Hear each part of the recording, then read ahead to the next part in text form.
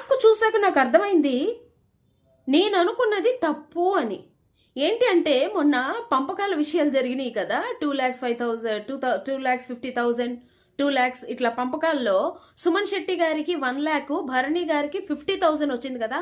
అయ్యో సుమన్ శెట్టి గారి కన్నా భరణి గారికి 1,00,000 వచ్చుంటే బాగుండు అని నాతో పాటు చాలా మంది అనుకుని ఉండే ఉంటారు.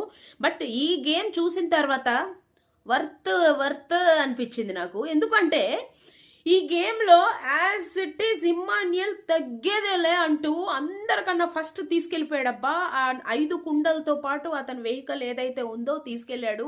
లైక్ అన్ని స్పీడ్ బ్రేకర్స్ దాటుకుంటూ, అన్ని కోన్స్ దాటుకుంటూ, అండ్ ఆ స్లైడ్ ఏదైతే ఉందో లైక్ ఏమంటారు ఓవర్టేక్ చేసుకుంటూ ఆ కంకర్ రాళ్ళ మీద తీసుకెళ్తూ అందరితో పాటు ఈక్వల్గానే ఇచ్చారు కదా, ఒకరికి ఎక్కువ తక్కువ డిస్టెన్స్ ఏమి ఇవ్వలేదు కదా.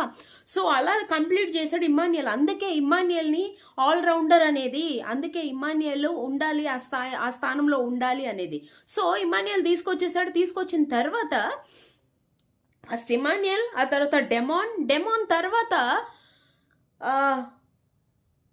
సంజన గారు తర్వాత సుమన్ శెట్టి గారు. తనుజ అండ్ భరణి గారు ఎక్కడా?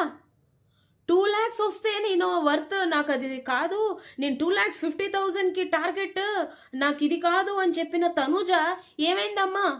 ఎక్కడా నీ ఆట ఎక్కడా?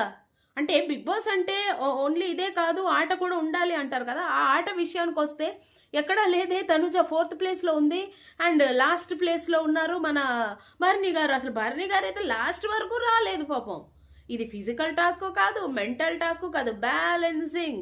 ఫిజికల్ ఉండాలి, మెంటల్గా ఫిట్ ఉండాలి, ఫిజికల్గా ఫిట్ ఉండాలి, బ్యాలెన్సింగ్ ఉండాలి అనడానికి ఇది ఒక ఉదాహరణ అనొచ్చు.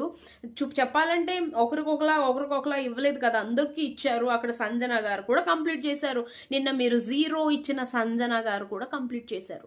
బట్ భరణి గారు లాస్ట్ ఉండిపోయారు అండ్ తనుజ కూడా లాస్ట్కి ఉండిపోయింది. ఇదేందయ్యా ఇది అంటే టూ మచ్ అనిపించింది నాకు. బట్ స్టిల్ ఎందుకు మరి అలా సపోర్ట్ చేస్తారు తనుజని అంత ఫస్ట్ ప్లేస్లో? ఎందుకంటే రీతుతో కంపేర్ చేసుకుంటే తనుజ గేమ్ పెద్ద ఏం లేదు. మొన్న ఒక టాస్క్ ఆడింది, ఏదైతే బ్యాలెన్సింగ్ ఉందో అది కూడా సుమన్ శెట్టి గారితో ఆడింది అండ్ బాగానే బ్యాలెన్స్ చేసింది. ఆ రోజు నేను అప్లోజ్ ఇచ్చా, నేనే కాదు చాలామంది ఇచ్చారు. ఇస్తే ఇచ్చేయమని చెప్తారు, లేదు అంటే లేదు అనే చెప్తాం కదా. సో ఈ గేమ్లో ఏం లేదు, బ్యాలెన్సింగ్ కొంచెం ప్రాబ్లం. ఇద్దరు తండ్రి కూతుళ్ళకి బ్యాలెన్సింగ్ కష్టం, బ్యాలెన్సింగ్ రాదు బాస్ పుష్ప అని చెప్పొచ్చు. సో ఇది ఇలా జరగంగా తర్వాత బిగ్ బాస్ ట్విస్టులు ఏంటి అంటే ఈ గేమ్ని సపోర్ట్ చేసుకుంటూ వెళ్ళొచ్చు కదా, అలా వెళ్ళరే. ఇంకొక ట్విస్ట్ ఏంటి అంటే